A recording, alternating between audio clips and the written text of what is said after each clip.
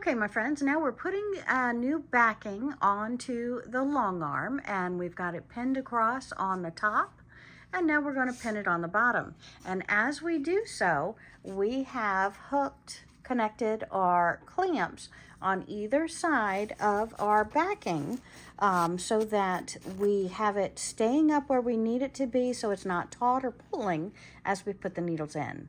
And now we start our pinning the back on the backing on the bottom of the long arm canvas leaders.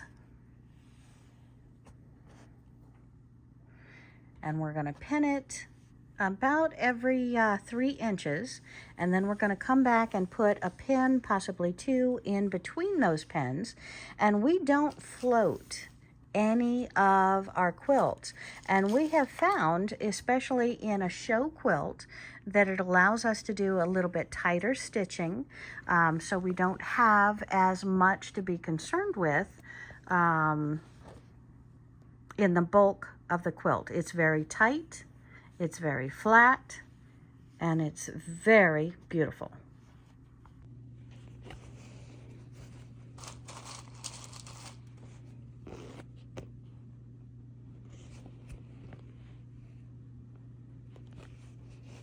And as you see, we're staying roughly a 1/4 inch, or a shy quarter, from the edge of the canvas.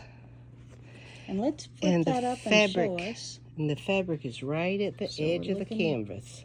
Very nice.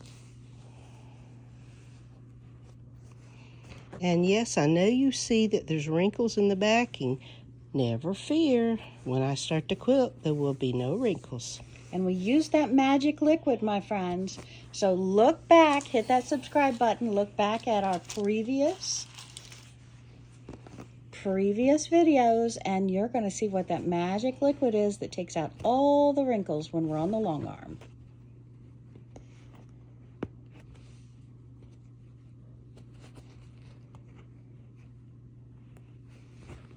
And as we are pinning, we want all of those pins to be perfectly level with the next. So if you come across one that is skewed like this, take it out, put it back in, and make sure they're all beautifully straight. The difference between a professional pinning the backing onto the long arm versus, my friends, the novice, the one who's attempting to learn. Oh, we're crooked. Look at that. We're crooked, we're misshapen, we're different directions. We need to aspire to learn to be more like the even pinner, like this. She knows what her hands do. And again, all these wrinkles, my friends, these are going to come out. We're going to show you how.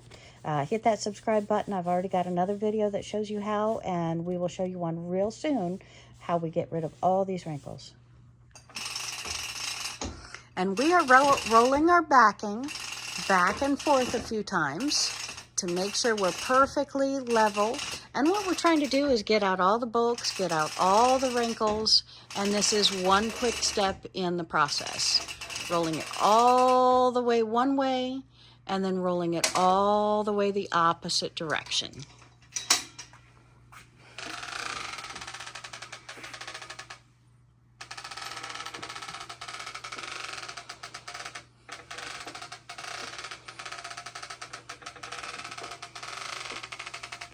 And if you see on the ends, that's what we're looking for it to roll and be perfectly level on both sides. We measure the center, we pin it in the center, and then we want the sides to be perfectly in line, and that way we're getting rid of any bulk or torquing of the fabric before we do the next step. And my friends, if you want to go professional all the way, hit that fabric decrease, the force field that leaves fabrics fresh and smooth. You can use this on your long arm. You can use this on your quilts. It sprays away the wrinkles and resists soiling. However, my friends, if you run out of this bottle, it may not resist soiling, but we've got this magic liquid that we're going to show you, and we use this to remove all of the wrinkles on the backing prior to putting on the batting and the top of the quilt. So let's go ahead and show me how you spray this beautiful magic liquid.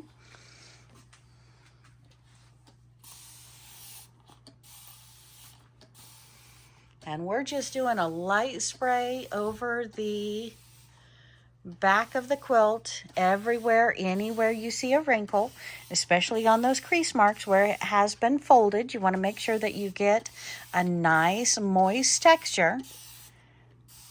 And this is going to make them all go away.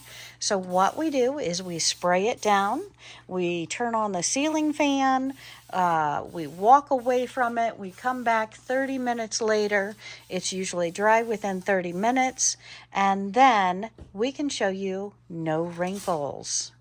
But we're also going to put our leaders on it because, again, with fabric, sometimes it torques, and we want to make sure that this fabric does not torque. So we're going to go ahead and put our leaders on both ends. We've got 3 leaders on one side. We're going to put 3 leaders on the other side. Come back in 30 minutes.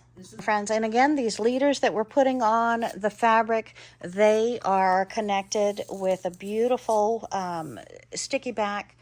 And it is a wonderful way to hold your fabric, but we want to make sure they're loose.